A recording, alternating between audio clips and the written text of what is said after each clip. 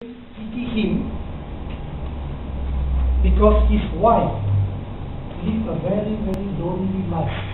Can you imagine a young scientist, so vigorous, so exciting, new invention?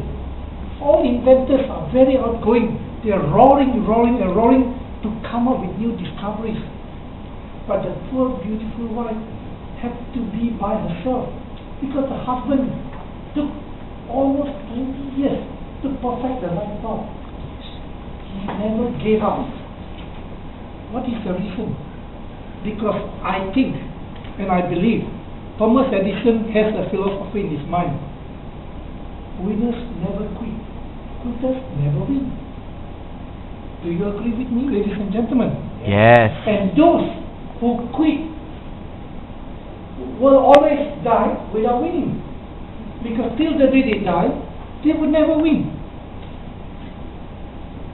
Then, ladies and gentlemen, do we remember that